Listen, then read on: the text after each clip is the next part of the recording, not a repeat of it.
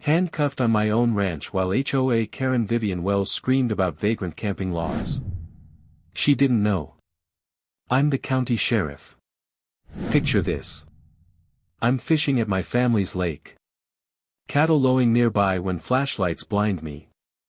My deputy cuffs me apologizing because Vivian in her white Lexus called me a vagrant. Filming with a smug smirk.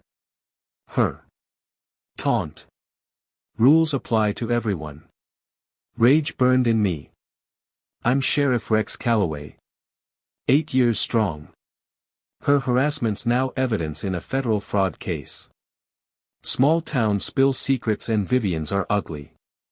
Today. Badge gleaming, I'm slapping cuffs on the real criminal. Got an HOA horror story? Drop your wildest Karen. Clash below. Where are you watching from? Bet your HOA Karen never went this far. Let me back up and tell you how this whole mess started. I inherited this 47-acre ranch from my grandfather, Bull Calloway, a man who could stare down a tornado and make it change direction. This land's been in our family since 1952. Back when handshake deals meant something and neighbors help neighbors without asking what's in it for them. The crown jewel, a spring-fed lake so clear you can count pebbles 15 foot down. The smell of mesquite smoke from evening campfires mixed with that clean lake smell always reset my head after a hard week. Been county sheriff 8 years now.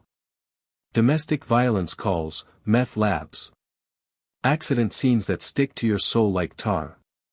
By Friday evening, I'm running on fumes and bad coffee. That lake's as my therapy. Pitch a tent, catch some bass, listen to nothing but water lapping against the shore and cattle settling in for the night. Recent divorce didn't help my stress levels. Nothing dramatic. Sarah and I just grew apart like trees planted too close together. She kept the house in town with its manicured lawn and homeowner association rules. I got my sanctuary back. Fair trade. Then Hurricane Vivian blew in from California. Vivian Thornberry Wells, 58 years old, arrived 2 years ago in her pristine white Lexus SUV. You know the type. Blessed license plate frame. Perfectly styled blonde hair that doesn't move in wind, and an attitude that could freeze hell over. She bought the biggest house in Meadowbrook Estates, the new development that sprouted up like poison ivy along my eastern property line. Within 6 months, she'd elbowed her way into being HOA president. Her campaign promise: bringing proper standards to this community. The artificial vanilla scent of her car air freshener still makes my stomach turn. I've got nothing against folks wanting nice neighborhoods, but Vivian imported that militant California HOA mentality to rural Texas where people had been getting along just fine for generations without somebody measuring grass height with a ruler. Our first meeting happened on a Tuesday evening. That first meeting with Vivian Wells was the start of the storm. Tuesday evening, Meadowbrook Estates HOA meeting, held at their fancy community center that looked like it was built more for wedding receptions than neighbor discussions. I showed up wearing jeans, boots still dusty from the ranch, and my badge clipped on my belt, more habit than show.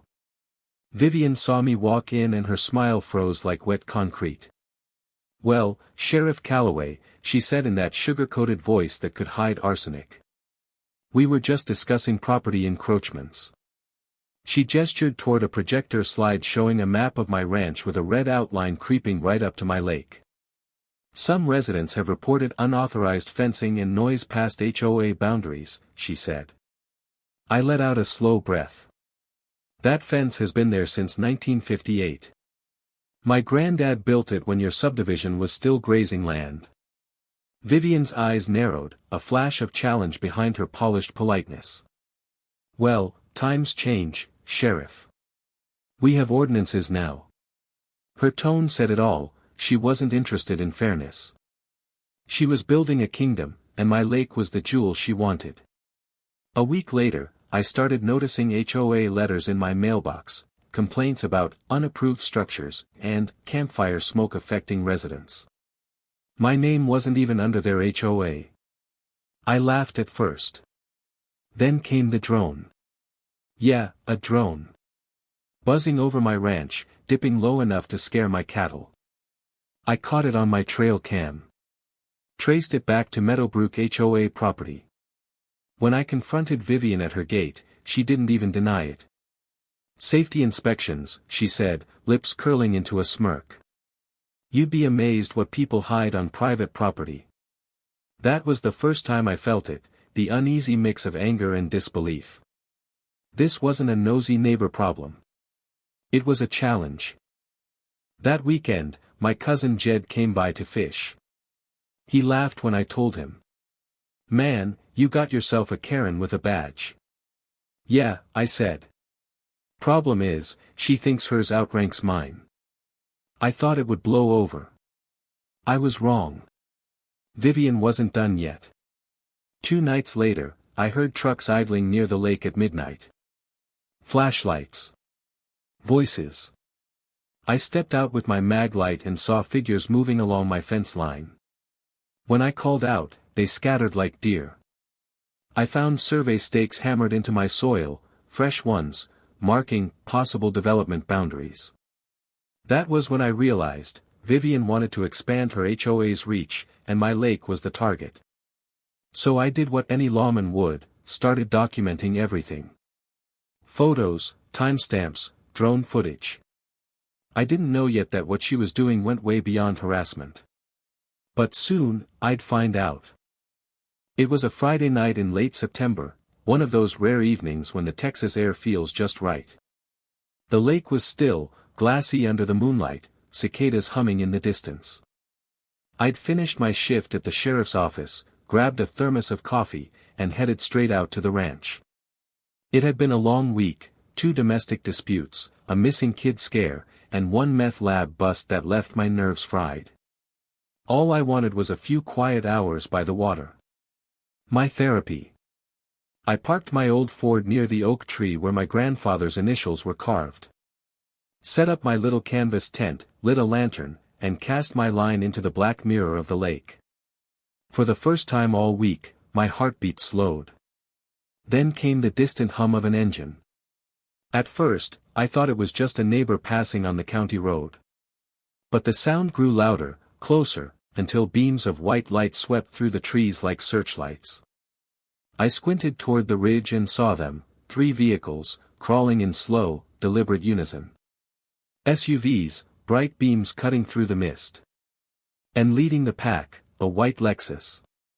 Vivian Wells. My stomach dropped. You've got to be kidding me, I muttered.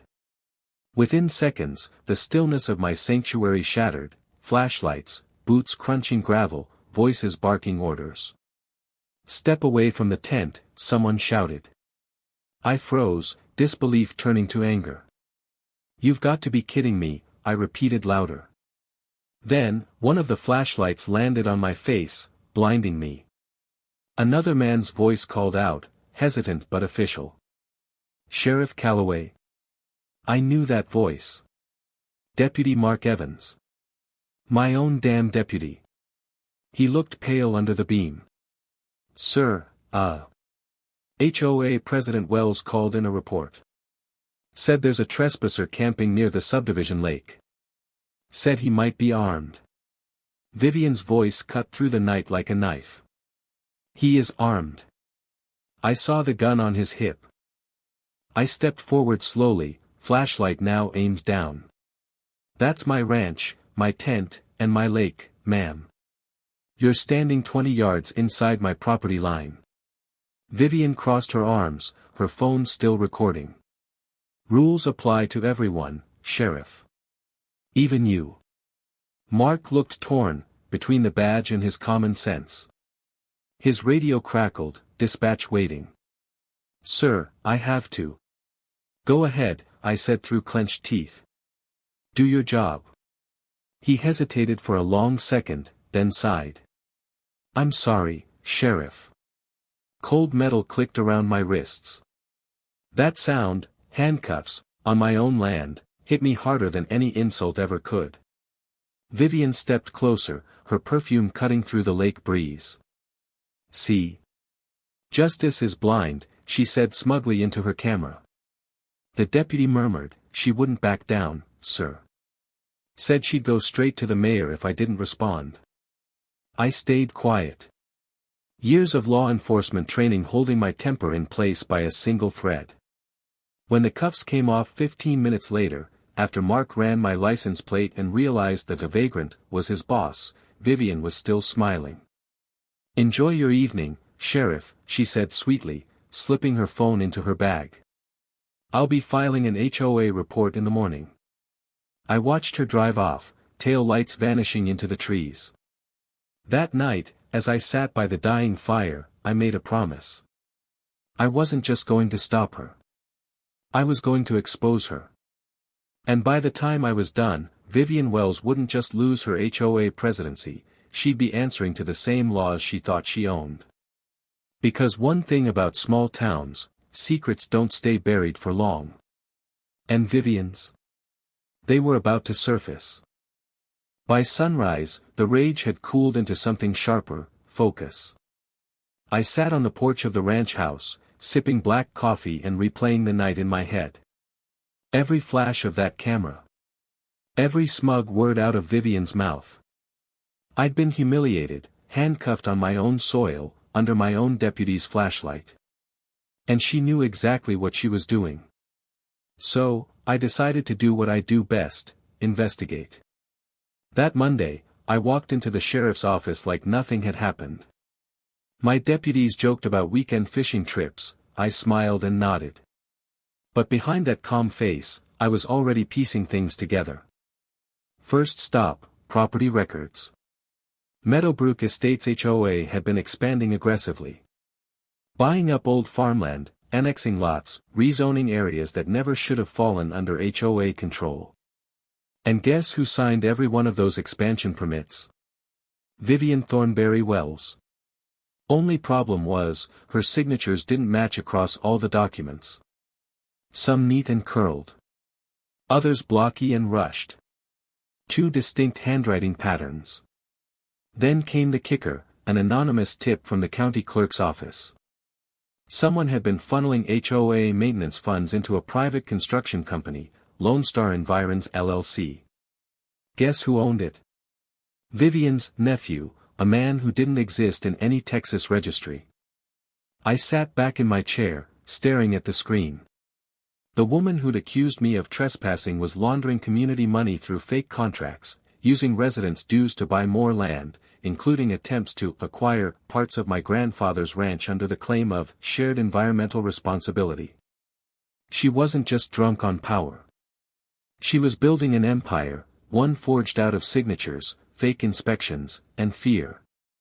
By midweek, I had enough to get state auditors involved, quietly. But before pulling the trigger, I wanted proof she couldn't talk her way out of. So, I went undercover, sort of. One evening, I attended the HOA's special meeting, posing as a resident's cousin interested in purchasing nearby property. Ball cap low, voice casual. Vivian didn't recognize me at first, her arrogance blinded her. They were discussing Phase 4 expansion, showing blueprints of new luxury docks, right on my lake's edge. She stood at the podium, manicured finger tracing the plans. Once the environmental adjustment is approved, these parcels will belong to Meadowbrook Estates, she said. That's when I spoke up, voice slow and measured. Funny, ma'am. I thought that lake belonged to Sheriff Calloway. The room went silent. Vivian's head snapped toward me, recognition flooding her face like cold water. She started, but I cut her off. See, here's the thing, I said, stepping closer.